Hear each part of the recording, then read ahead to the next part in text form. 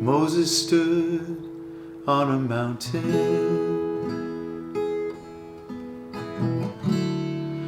waiting for you to pass by. You put your hand over his face,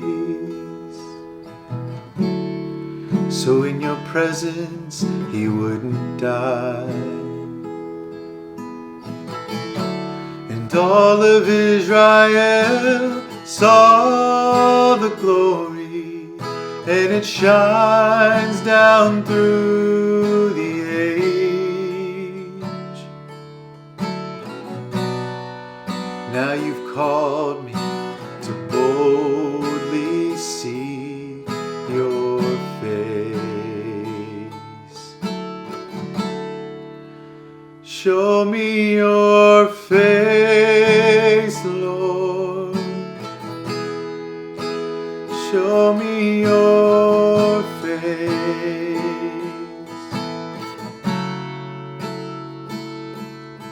Then gird up my legs that I might stand in this holy place.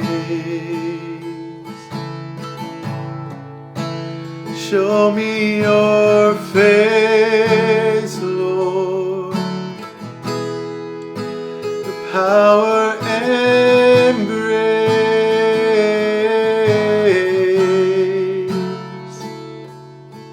I will make it to the end if I can just see your face. I will make it to the end if I can just see your face.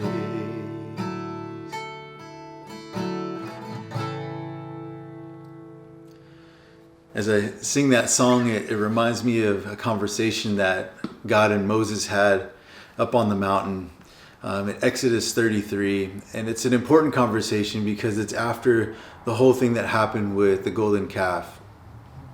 And in this conversation, God lets Moses know that he's going to give him the promised land. But instead of his presence going with him, he's going to send an angel ahead to clear the land, because God is concerned that if his presence goes with the people of Israel, that he will consume them, calling them a stiff-necked people. And Moses is taken back and distraught at hearing that, and he pleads with the Lord. And in pleading with God, God hears his cries and allows him to know that his grace, his presence would be upon him after all. And as Moses has this conversation with God, I imagine the relief that comes over him, knowing that God was going to be with him. And in that conversation, I also imagine that just the passion that comes out when you're having a heartfelt conversation, and he asks God, okay, God, can you show me how you're going to be with me? Can I see you? Can I see your glory?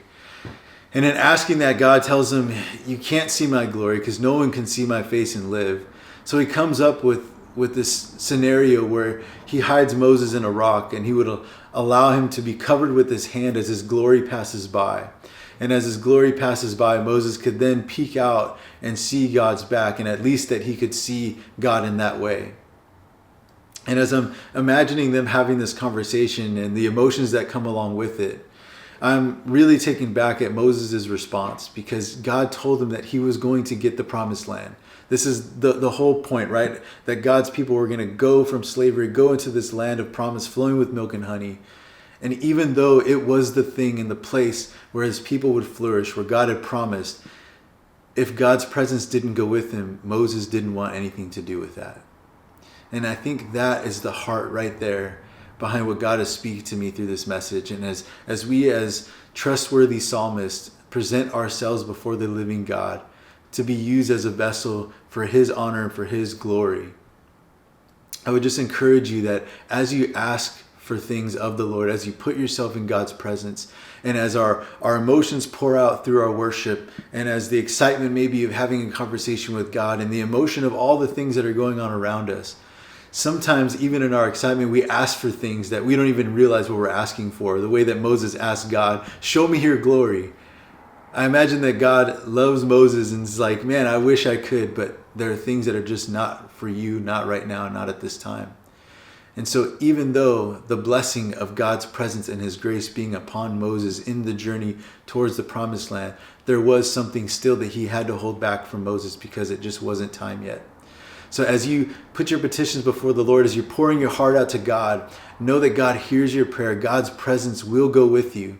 Take courage in the heart of Moses to say, Lord, if this thing that you promised me is before me, but your presence doesn't go with me, Lord, I don't want anything to do with it.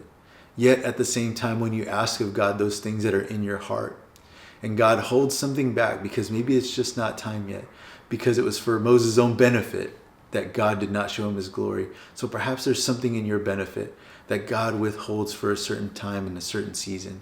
Know that his presence still goes with you. And that's the point, to be where he is, to be with him, to abide in him, and he abide in you. Be encouraged. God bless.